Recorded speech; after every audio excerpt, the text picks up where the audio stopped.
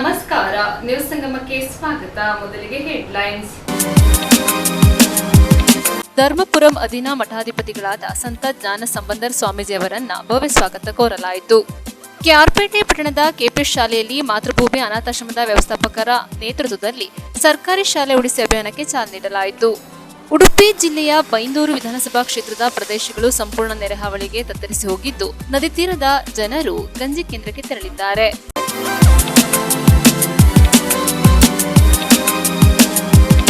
ನಾಪೋಕ್ಲು ಹೋಬಳಿ ವ್ಯಾಪ್ತಿಯಲ್ಲಿ ಗಾಳಿ ಸಹಿತ ಬಿರುಸಿನಿಂದ ಮಳೆ ಸುರಿದ ಪರಿಣಾಮ ಅಲ್ಲಲ್ಲಿ ಮರಗಳು ಮುರಿದು ಬಿದ್ದಿವೆ. ನಾಪೋಕ್ಲು ಹೋಬಳಿ ವ್ಯಾಪ್ತಿಯಲ್ಲಿ ಗಾಳಿ ಸಹಿತ ಬಿರುಸಿನಿಂದ ಮಳೆ ಸುರಿಯಿತು. ಅಲ್ಲಲ್ಲಿ ಮರಗಳು ಮುರಿದು ಬಿದ್ದ ಪರಿಣಾಮ ಮನೆಗಳಿಗೆ ಹಾನಿ ಸಂಭವಿಸಿದಲ್ಲದೆ ಹೋಬಳಿ ವ್ಯಾಪ್ತಿಯ ಹಲವೆಡೆ ವಿದ್ಯುತ್ ಕಡಿತಗೊಂಡಿದೆ. ನಾಪೋಕ್ಲು ಸಮೀಪದ ಎಮ್ಮೆಮಾಡು ಗ್ರಾಮದ ನಬೀಶರವರ ವಾಸದ ಮನೆಗೆ ರಾತ್ರಿ ಭಾರೀ ಗಾತ್ರದ ಮರ ಬಿದ್ದು ಹಾನಿ ಸಂಭವಿಸಿದೆ. ಸೋಮವಾರ ರಾತ್ರಿ ಬಿದ್ದ ಮರದಿಂದಾಗಿ ಮನೆಯ ಚಾವಣಿ ಅಳವಡಿಸಿದ 5 ಸಿಮೆಂಟ್ ಶೀಟ್ ಹುಡಿಯಾಗಿರುವುದಲ್ಲದೆ ಗೋಡೆ ಬಿರುಕು ಬಿಟ್ಟು ಹಾನಿಯಾಗಿದೆ. ಸ್ಥಳಕ್ಕೆ ಕಂದಾಯ ಪರಿವೀಕ್ಷಕರಾದ ರವಿಕುಮಾರ್ ಮತ್ತು ಸಿಬ್ಬಂದಿಗಳು ಭೇಟಿ ನೀಡಿ ಪರಿಶೀಲನೆ ಮಾಡಿದರು. ಕಕ್ಕಬ್ಬೆ ಕುಂಜಿಲಾ ಗ್ರಾಮದ ನಿವಾಸಿ ಕೆಎಂ ಮರಿಯಮ್ಮರವರ ವಾಸದ ಮನೆ ಗೋಡೆ ಕುಸಿದು ಹಾನಿ ಸಂಭವಿಸಿದೆ. ನಾಪೋಕ್ಲು ಸಮೀಪದ ಹೊದ್ದೂರು ಗ್ರಾಮ ಪಂಚಾಯಿತಿಯ ಕುಂಬಳಗಾಳು ಗ್ರಾಮದ ನಿವಾಸಿ ಕಲ್ಲೆಂಗಡ ಗಿರೀಶ್ ಎಂಬುವರ ತೋಟದ ಲೈನ್ ಮನೆಯ ಮೇಲೆ ಸೋಮವಾರ ರಾತ್ರಿ ಭಾರೀ ಗಾತ್ರದ ಮರ ಬಿದ್ದು ಹಾನಿ ಸಂಭವಿಸಿದೆ. ಭಾಗಮಂಡಲಕ್ಕೆ ಇದುವರೆಗೆ 83 ಇಂಚು ಮಳೆಯಾಗಿದ್ದು, ಕಳೆದ ವರ್ಷ ಇದೇ ಅವಧಿಗೆ 27 ಇಂಚು ಮಳೆಯಾಗಿತ್ತು. ಕಳೆದ ವರ್ಷಕ್ಕೆ ಹೋಲಿಸಿದರೆ 56 ಇಂಚು ಹೆಚ್ಚು ಮಳೆಯಾಗಿದೆ. ತಲಕಾವೇರಿಯಲ್ಲಿ ಒಂದು ದಿನದಲ್ಲಿ 8 ಇಂಚು ದಾಖಲೆ ಮಳೆ ಸುರಿದಿದೆ. ಭಾಗಮಂಡಲ ಸೇರಿದಂತೆ ವಿವಿಧೆಡೆ ಕಾವೇರಿ ನದಿ ತುಂಬಿ ಹರಿಯುತ್ತಿದೆ. ಮಳೆ ಬಿರುಸು ಹೆಚ್ಚಿದರೆ ವಿವಿಧೆಡೆ ರಸ್ತೆ ಸಂಚಾರ ಕಡಿತಗೊಳ್ಳುವ ಆತಂಕ ಎದುರಾಗಿದೆ. ನ್ಯೂಸ್ ಸಂಗಮಕ್ಕಾಗಿ ದುಗ್ಗಳ ಸದಾನಂದ, ನಾಪೋಕ್ಲು. ಕೆಆರ್ಪೇಟೆ ಪಟ್ಟಣದ ಕೆಪಿಎಸ್ ಶಾಲೆಯಲ್ಲಿ ಸರ್ಕಾರಿ ಶಾಲೆ ಉಳಿಸಿ ಅಭಿಯಾನಕ್ಕೆ ಚಾಲನೆ ನೀಡಲಾಯಿತು. ಪೋಷಕರು ಕಾನ್ವೆಂಟ್ ವ್ಯಾಮೋಹದಿಂದ ಹೊರಬಂದು ಸರ್ಕಾರಿ ಶಾಲೆಗಳಿಗೆ ಪೋಷಕರು ತಮ್ಮ ಮಕ್ಕಳನ್ನ ಕಡ್ಡಾಯವಾಗಿ ಸೇರಿಸುವ ಮೂಲಕ ಸರ್ಕಾರಿ ಶಾಲೆಗಳ ಉಳಿವಿಗೆ ಹಾಗೂ ಬಲವರ್ಧನೆಗೆ ಮುಂದಾಗಬೇಕೆಂದು ತಾಲೂಕು ಕನ್ನಡ ಸಾಹಿತ್ಯ ಪರಿಷತ್ ಅಧ್ಯಕ್ಷ ಪೂರ್ಣಚಂದ್ರ ತೇಜಸ್ವಿ ಮನವಿ ಮಾಡಿದ್ರು. ಕೆಆರ್ಪೇಟೆ ಪಟ್ಟಣದ ಕೆಪಿಎಸ್ ಶಾಲೆಯಲ್ಲಿ ಮಾತೃಭೂಮಿ ಅನಾಥಾಶ್ರಮದ ವ್ಯವಸ್ಥಾಪಕರಾದ ನಾಗಣ್ಣ ಆಯೋಜಿಸಿದ್ದ ಸರ್ಕಾರಿ ಶಾಲೆ ಉಳಿಸಿ ಅಭಿಯಾನಕ್ಕೆ ಚಾಲನೆ ನೀಡಿ ಮಾತನಾಡಿದರು. ಬಡವ, ಬಲ್ಲಿದ, ಶ್ರೀಮಂತ ಎಂಬ ಭೇದ ಭಾವವಿಲ್ಲದಂತೆ ಜ್ಞಾನವನ್ನ ಅರಸಿ ಬರುವ ಎಲ್ಲ ಮಕ್ಕಳಿಗೆ ಜ್ಞಾನದ ಅಮೃತವನ್ನ ಉಣಿಸಿ ಮಕ್ಕಳ ಸಮಗ್ರವಾದ ವ್ಯಕ್ತಿತ್ವದ ವಿಕಸನಕ್ಕೆ ಕಾರಣವಾಗುವ ಜೊತೆಗೆ ಉಚಿತವಾಗಿ ಗ್ರಾಮೀಣ ಪ್ರದೇಶದ ಬಡ ಮಕ್ಕಳಿಗೆ ಶಿಕ್ಷಣದ ಜ್ಞಾನದ ಶಕ್ತಿಯನ್ನು ನೀಡುತ್ತಿರುವ ಸರ್ಕಾರಿ ಶಾಲೆಗಳು ಜ್ಞಾನ ದೇಗುಲಗಳಿದ್ದಂಗೆ. ಆದ್ದರಿಂದ ಗ್ರಾಮೀಣ ಪ್ರದೇಶದ ರೈತಾಪಿ ವರ್ಗದ ಜನರು ಸ್ಪರ್ಧಾತ್ಮಕ ಪರೀಕ್ಷೆಗಳನ್ನ ಮಕ್ಕಳ ಕೈಯಲ್ಲಿ ಬರೆಸಿ ಮೊರಾರ್ಜಿ ದೇಸಾಯಿ, ಕಿತ್ತೂರಾಣಿ ಚೆನ್ನಮ್ಮ ಸೇರಿದಂತೆ ನವೋದಯ ಮಾದರಿ ಶಾಲೆಗಳಿಗೆ ತಮ್ಮ ಮಕ್ಕಳನ್ನ ದಾಖಲಿಸಿ ಸಾಧನೆ ಮಾಡುವಂತೆ ಬೆನ್ನು ತಟ್ಟಿ ಪ್ರೋತ್ಸಾಹಿಸಬೇಕೆಂದು ಮನವಿ ಮಾಡಿದರು. ಮಾತೃಭೂಮಿ ಅನಾಥಾಶ್ರಮದ ವ್ಯವಸ್ಥಾಪಕರಾದ ನಾಗಣ್ಣ ಮಾತನಾಡಿದರು. ಕೆಪಿಎಸ್ ಶಾಲೆಯ ಪ್ರಾಂಶುಪಾಲರಾದ ಡಿಬಿ ಸತ್ಯ, ಉಪ ಪ್ರಾಂಶುಪಾಲರಾದ ತಿಮ್ಮೇಗೌಡ, ಮುಖ್ಯ ಶಿಕ್ಷಕಿ ನಾಗರತ್ನ, ಮೋಹನಕುಮಾರಿ, ದೀಪಾ ಸೇರಿದಂತೆ ಮಕ್ಕಳ ಪೋಷಕರು ಸರ್ಕಾರಿ ಶಾಲೆ ಉಳಿಸಿ ಅಭಿಯಾನದಲ್ಲಿ ಭಾಗವಹಿಸಿದ್ದರು.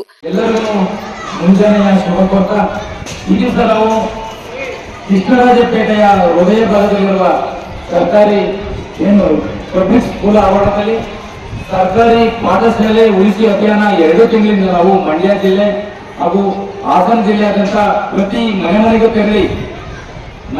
ತೆರಳಿ ಯಾವುದೇ ಜಾತ್ರೆ ಸಂದರ್ಭ ಇರುವುದು, ಅಪರಿಚಯಗಳು, ನಾಟಕಗಳಿಗೆ ಎಲ್ಲ ಕಡೆಗೂ ಭಿತ್ತಿಪತ್ರ ಹಂಚಿ ತಮ್ಮ ಮಕ್ಕಳುಗಳನ್ನು ಸರ್ಕಾರಿ ಪಾಠಶಾಲೆಗೆ ಸೇರಿಸಿ ಎಂಬ ಅಭಿಯಾನ ಕಾರ್ಯಕ್ರಮವನ್ನು ನಾವು ನಡೆಸಿಕೊಂಡು ಇವತ್ತು ಅಭಿಯಾನದ ಕೊನೆಯ ದಿನವನ್ನು ಕೃಷ್ಣರಾಜಪೇಟೆಯ ಹೃದಯ ಭಾಗದಲ್ಲಿರುವ ಸರ್ಕಾರಿ ಪ್ರಾಥಮಿಕ ಶಾಲಾ ಆವರಣದಲ್ಲಿ ಇವತ್ತು ಒಂದು ಅಂತಿಮಗೊಳ್ಳುತ್ತದೆ. ಈ ದಿವಸ ನಮಗೆ ಹೆಮ್ಮೆಯ ವಿಷಯ, ನಮ್ಮ ಕೃಷ್ಣರಾಜಪೇಟೆಯಲ್ಲಿರುವ ಪಬ್ಲಿಕ್ ಸ್ಕೂಲ್ನಲ್ಲಿ LKGಯಿಂದ 10ನೇ ತರಗತಿ, ಸೆಕೆಂಡ್ ಇಯರ್, ಫಸ್ಟ್ ಇಯರ್ ಎಲ್ಲ ಸಹ ಇಂಗ್ಲಿಷ್ ಸ್ಕೂಲ್ ಇದೆ. ಇಲ್ಲಿ ಕಂಡು ಅರಿಯದ ಕೇಳಿದಂತ ಸುಮಾರು ಮಕ್ಕಳು ಅಡ್ಮಿಷನ್ ಆಗಿದ್ದಾರೆ. ತುಂಬಾ ಖುಷಿ ಆಗ್ತದೆ ನಮಗೆಲ್ಲರೂ ಸಹ. ಇದೇ ರೀತಿ ಎಲ್ಲ ಸರ್ಕಾರಿ ಶಾಲೆಗಳಲ್ಲೂ ಸಹ ಇದೇ ತರ ಅಭಿಯಾನ ಒಂದು ಶಾಲೆಗೆ ಒಂದೇ ಮಾತ್ರ ಮಾತೃಭೂಮಿ ಉಚಿತ ವೃದ್ಧಾಶ್ರಮದ ಸಂಸ್ಥಾಪಕರಾದಂಥ ಜೈಮಿನ್ ನಾಗಣ್ಣ ಅವರು ಸುಮಾರು 2 ತಿಂಗಳ ಕಾಲ ಹಾಸನ ಜಿಲ್ಲೆ ಮತ್ತು ಮಂಡ್ಯ ಜಿಲ್ಲೆಯಾದ್ಯಂತ ಸರ್ಕಾರಿ ಶಾಲೆ ಉಳಿಸಿ ಅಭಿಯಾನ ಕಾರ್ಯಕ್ರಮವನ್ನು ಹಮ್ಮಿಕೊಂಡಿದ್ದಾರೆ. ಈ ಒಂದು ಕಾರ್ಯಕ್ರಮದ ಸಮಾರೋಪ ಸಮಾರಂಭ ಈ ದಿನ ಕೃಷ್ಣರಾಜಪೇಟೆ ಪಟ್ಟಣದ ಹೃದಯ ಭಾಗದಲ್ಲಿರುವ ಕೆಪಿಎಸ್ ಶಾಲೆ ಆವರಣದಲ್ಲಿ ಆಯೋಜನೆ ಮಾಡಿದ್ದಾರೆ.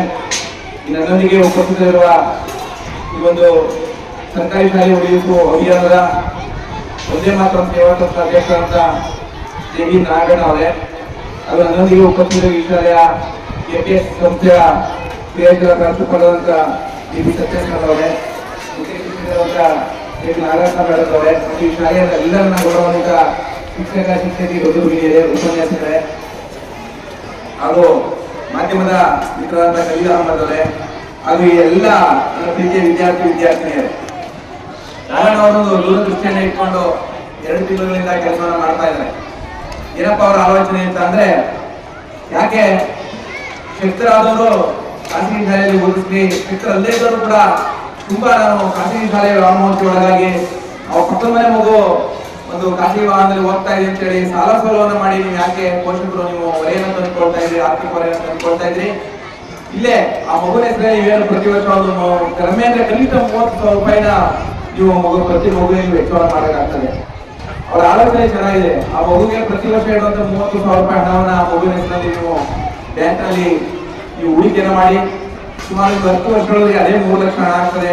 ನೀವು ಪ್ರಥಮ PUC ಓದಿಸೋದಕ್ಕೆ 5 ರಿಂದ 6 ಲಕ್ಷ ರೂಪಾಯಿ ಹಣ ನಿಮಗೆ ಸುಲಭವಾಗಿ ಸಿಗುತ್ತೆ ಅಂತ ಒಂದು ಆಲೋಚನೆ ಮಾಡಿ ಒಂದು ಅಭಿಯಾನವನ್ನು ಮಾಡ್ತಾ ಇದ್ದಾರೆ. ಅವರ ಒಂದು ಕಾರ್ಯಕ್ರಮ ಯಶಸ್ವಿಯಾಗಲಿ. ಬಹಳ ಮತ್ತೊಂದು ಅವರ ಒಂದು ಸಾಮಾಜಿಕ ಕಳಕಳಿ ಏನಪ್ಪಾ ಅಂದ್ರೆ, ಇಲ್ಲೇ ಪಟ್ಟಣದ ಸಮೀಪದಲ್ಲೇ ಅನಾಥಾಶ್ರಮ ಮತ್ತು ವೃದ್ಧಾಶ್ರಮವನ್ನು ಕೂಡ ಮಾಡಿ ಬಹಳಷ್ಟು ಜನರಿಗೆ ಆಶ್ರಯ ನೀಡ್ತಾ ಇದೆ. ಅದೊಂದು ಕಾಯಕದಲ್ಲೇ ದೇವರನ್ನ ಕಾಣುವ ಒಂದು ಕೆಲಸವನ್ನ ಜೆ.ವಿ. ನಾರಾಯಣ ಅವರು ಮಾಡ್ತಾ ಇದ್ದು ಇದು ಕೂಡ ಹೆಮ್ಮೆಯ ವಿಚಾರ. ಜೊತೆಗೆ ನಮ್ಮ ಸರ್ಕಾರಿ ಶಾಲೆ ಉಳಿಸಿ ಅಭಿಯಾನ ಕೂಡ ಮಾಡುವುದರಿಂದ ನಾನು ನಾರಾಯಣ ಅವರಿಗೆ ಒಂದು ಸಲಹೆಯನ್ನು ಕೊಡಲಿಕ್ಕೆ ಬಯಸ್ತೇನೆ. ಸರ್ಕಾರಿ ಶಾಲೆ ಬಂದು ಸರ್ಕಾರಿ ಶಾಲೆ ಉಳಿಸಿ ಅಭಿಯಾನ ಮಾಡೋದಕ್ಕಿಂತ ಹೆಚ್ಚಾಗಿ ಅದನ್ನ ಸಾರ್ವಜನಿಕ ಸ್ಥಳಗಳಲ್ಲಿ ಹೆಚ್ಚು ಸಾರ್ವಜನಿಕರನ್ನ ಯಾರು ಹೆಚ್ಚು ಖಾಸಗಿ ಶಾಲೆಗಳಿಗೆ ಪೋಷಕರು ಬಳಸಿಕೊಡ್ತಾರೆ ಅಂತವರುಗಳನ್ನ ಒಂದು ಕಡೆ ಸೇರಿಸಿ ಖಾಸಗಿ ಸಾರ್ವಜನಿಕ ಸ್ಥಳಗಳಲ್ಲಿ ಆ ಕಾರ್ಯಕ್ರಮ ಆಯೋಜನೆ ಮಾಡಿ ಪೋಷಕರಿಗೆ ಒಂದು ಜಾಗೃತಿಯನ್ನು ಮೂಡಿಸಲು ಇನ್ನೂ ಹೆಚ್ಚು ಅರ್ಥಪೂರ್ಣವಾಗ್ತದೆ ಅಂತ ನಾನು ಕೂಡ ಅಂದ್ಕೊಳ್ತೀನಿ. ಮುಂದಿನ ದಿನಗಳಲ್ಲಿ ತಾವು ಆ ರೀತಿ ಆಲೋಚನೆ ಮಾಡಿ ರಾವಣವರೇ, ಮತ್ತು ತಮಗೆ ಅಭಿನಂದನೆಯನ್ನು ಕೂಡ ನಾನು ಸಲ್ಲಿಸ್ತೀನಿ. ಯಾಕೆ ತಾವು ಒಂದು ಸರ್ಕಾರಿ ಶಾಲೆಯ ಬಗ್ಗೆ, ಕನ್ನಡ ಶಾಲೆಯ ಬಗ್ಗೆ ಇಷ್ಟು ಅಭಿಮಾನಪೂರ್ವಕವಾಗಿ ನಾವು ಕಾರ್ಯಕ್ರಮ ಹಮ್ಮಿಕೊಂಡಿರೋದು ಮತ್ತು ಅನಾಥರು ಮತ್ತು ವೃದ್ಧರ ಒಂದು ಆಶ್ರಯವನ್ನು ನೀಡುವಂತ ಕೆಲಸವನ್ನು ಕೂಡ ತಾವು ಬಹಳ ಆಸಕ್ತಿಯಿಂದ ಮಾಡ್ತಾ ಇರೋದು ಒಂದು ಹೆಮ್ಮೆಯ ವಿಚಾರ. ಮತ್ತು ಈ ಸಾಮಾಜಿಕ ತಾವು ಮಾದರಿಯಾದ ಕೆಲಸವನ್ನು ಮಾಡ್ತಾ ಇರೋದಕ್ಕೆ ನಿಮ್ಮ ಒಂದೇ ಮಾತ್ರ ತುಂಬುವುದರ ಅಭಿನಂದನೆ ಕೂಡ ಸಲ್ಲಿಸ್ತೇನೆ. ನ್ಯೂಸ್ ಸಂಗಮಕ್ಕಾಗಿ ಡಾಕ್ಟರ್ KR ನೀಲಕಂಠ, KR-ಪೇಟೆ. ಉಡುಪಿ ಜಿಲ್ಲಾದ್ಯಂತ ಸುರಿಯುತ್ತಿರುವ ಭಾರಿ ಮಳೆಯಿಂದಾಗಿ ಬೈಂದೂರು ವಿಧಾನಸಭಾ ಕ್ಷೇತ್ರದ ಒಂದಷ್ಟು ಪ್ರದೇಶಗಳು ನೆರೆಹಾವಳಿಗೆ ತತ್ತರಿಸಿ ಹೋಗಿವೆ. ಕಳೆದ 1 ವಾರದಿಂದ ಉಡುಪಿ ಜಿಲ್ಲಾದ್ಯಂತ ಸುರಿಯುತ್ತಿರುವ ಭಾರೀ ಗಾಳಿ ಮಳೆಗೆ ಬೈಂದೂರು ವಿಧಾನಸಭಾ ಕ್ಷೇತ್ರದ ಒಂದಷ್ಟು ಪ್ರದೇಶಗಳು ಸಂಪೂರ್ಣ ನೆರೆಹಾವಳಿಗೆ ತತ್ತರಿಸಿ ಹೋಗಿದೆ. ಇಲ್ಲಿನ ನದಿ ತೀರದಲ್ಲಿ ವಾಸಿಸುವ ಜನ ಮನೆ ಬಿಟ್ಟು ಗಂಜಿ ಕೇಂದ್ರಕ್ಕೆ ಕಳಿಸಲಾಗಿದೆ. ಹಸು, ಪ್ರಾಣಿ, ಪಕ್ಷಿಗಳು ರೋಧಿಸುತ್ತಿದೆ. ಸೌಪರ್ಣಿಕ ನದಿ ನೀರು ತುಂಬಿ ಹರಿಯುತ್ತಿದೆ. ಹೊಳೆ, ಹಳ್ಳ, ಬಾವಿ, ಸಮುದ್ರ ನೀರು ತುಂಬಿ ಹರಿಯುತ್ತಿದೆ. ಬೈಂದೂರು ವಿಧಾನಸಭಾ ಕ್ಷೇತ್ರ ಕರಾವಳಿ ಹಾಗೂ ಮಲೆನಾಡು ತಪ್ಪಲು ಪ್ರದೇಶವಾಗಿರುವ ಹಿನ್ನೆಲೆಯಲ್ಲಿ ರೆಡ್ ಅಲರ್ಟ್ ಘೋಷಣೆ ಮಾಡಿ ಅಂಗನವಾಡಿ ಶಾಲಾ ಕಾಲೇಜುಗಳಿಗೆ ರಜೆ ನೀಡಲಾಗಿದೆ. ಬೈಂದೂರು ಶಾಸಕ ಗುರುರಾಜ್ ಗಂಟಿಹೊಳೆಯವರು ಕಳೆದ 2-3 ದಿನಗಳಿಂದ ರಾತ್ರಿ ಹಗಲು ಎನ್ನದೆ ಮಳೆಯನ್ನ ಕೂಡ ಲೆಕ್ಕಿಸದೆ ನೆರೆ ಪ್ರದೇಶಕ್ಕೆ ಭೇಟಿ ನೀಡಿ ಜನರ ಜೊತೆ ಸೇರಿ ಜನರಿಗೆ ಧೈರ್ಯ ತುಂಬುತ್ತಿದ್ದಾರೆ. ಮಾತ್ರವಲ್ಲದೆ ಒಂದಷ್ಟು ಜನರಿಗೆ ತನ್ನ ಸ್ವಂತ ಮನೆಯಲ್ಲಿ ವಾಸ್ತವ್ಯ ಕೊಡಲು ಸಹಕರಿಸಿದ್ದಾರೆ. ಯುವಕರ ಪಡೆ ಸೇರಿದಂತೆ ಸಂಘ ಸಂಸ್ಥೆಗಳು ಶಾಸಕರಿಗೆ ಕೈಜೋಡಿಸುತ್ತಿದ್ದಾರೆ. ಯಾವುದೇ ಕಾರಣಕ್ಕೂ ಕ್ಷೇತ್ರದ ಜನತೆ ಹೆದರುವ ಅಗತ್ಯವಿಲ್ಲ. ನಿಮ್ಮ ಜೊತೆ ನಿರಂತರ ನಾನಿದ್ದೇನೆ ಎಂದು ಶಾಸಕರು ಜನಪ್ರತಿನಿಧಿಗಳಿಗೆ ಧೈರ್ಯ ತುಂಬಿದ್ದಾರೆ. ಘಟನಾ ಸ್ಥಳದಲ್ಲಿ ಅಧಿಕಾರಿಗಳು, NDRF ತಂಡಗಳು, ಪೊಲೀಸ್ ಇಲಾಖೆ, ಅಗ್ನಿಶಾಮಕ ದಳದವರು, ಮುಳುಗು ತಜ್ಞರು ವಾಸ್ತವ್ಯ ಹೂಡಿದ್ದಾರೆ ಎನ್ನಲಾಗಿದೆ. ಬಟ್ ನೀರು ಈಜು ಜನರನ್ನು ಕರ್ಕೊಂಡು ಬಂದಿದೆ. ಇಷ್ಟು ಜನರನ್ನು ಈಗ ಮನೆ ಕರ್ಕೊಂಡು ಹೋಗಿಬಿಡ್ತಾರೆ, ಸೀದಾ ಕರ್ಕೊಂಡು ಹೋಗ್ತಾರೆ. ಬಟ್ ಉಳಿದವ್ರದ್ದು ಇನ್ನೊಂದು ಟ್ರಿಪ್ ಇದೆ. ಬಟ್ ಇನ್ನೊಂದು ಯಾವುದಾದೆ ಗಣೇಶ ಎಂತ ಮಾಡ್ರಿ, ಏನು ಮಾಡ್ರಿ ಅದೇಂತ ಅವ್ರ ಇಂಜಿನ್ನು ಹಾಳಾಯಿತು. ಯಾರ್ದು ಗಣೇಶ ಈಗ ನಾವು ತಂದದ್ದು ಹಾಳಾಯ್ತು, ಮತ್ತೊಂದು ಕೊಡಿ ಹಾಳಾಯ್ತು. ಹಾಗಾಗಿ ಮ್ಯಾನ್ವಲ್ಲೇ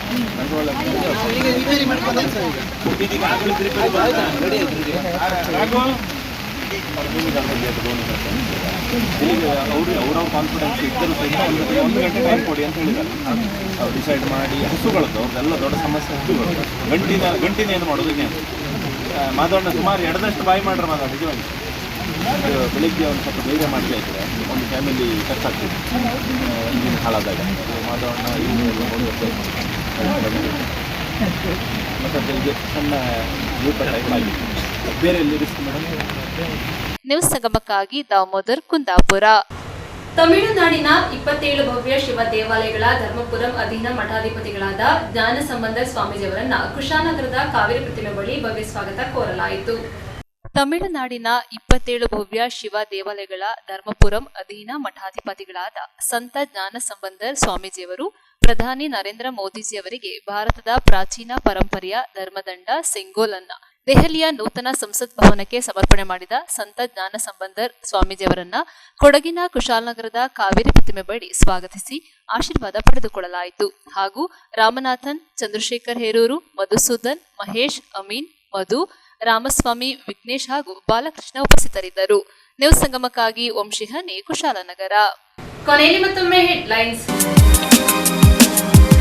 ಧರ್ಮಪುರಂ ಅಧೀನ ಮಠಾಧಿಪತಿಗಳಾದ ಸಂತ ಜ್ಞಾನ ಸಂಬಂಧರ್ ಸ್ವಾಮೀಜಿಯವರನ್ನ ಭವ್ಯ ಸ್ವಾಗತ ಕೋರಲಾಯಿತು. ಕೆಆರ್ಪೇಟೆ ಪಟ್ಟಣದ ಕೆಪಿ ಶಾಲೆಯಲ್ಲಿ ಮಾತೃಭೂಮಿ ಅನಾಥಾಶ್ರಮದ ವ್ಯವಸ್ಥಾಪಕರ ನೇತೃತ್ವದಲ್ಲಿ ಸರ್ಕಾರಿ ಶಾಲೆ ಉಳಿಸಿ ಅಭಿಯಾನಕ್ಕೆ ಚಾಲನೆ ನೀಡಲಾಯಿತು. ಉಡುಪಿ ಜಿಲ್ಲೆಯ ಬೈಂದೂರು ವಿಧಾನಸಭಾ ಕ್ಷೇತ್ರದ ಪ್ರದೇಶಗಳು ಸಂಪೂರ್ಣ ನೆರೆಹಾವಳಿಗೆ ತತ್ತರಿಸಿ ಹೋಗಿದ್ದು, ನದಿ ತೀರದ ಜನರು ಗಂಜಿ ಕೇಂದ್ರಕ್ಕೆ ತೆರಳಿದ್ದಾರೆ.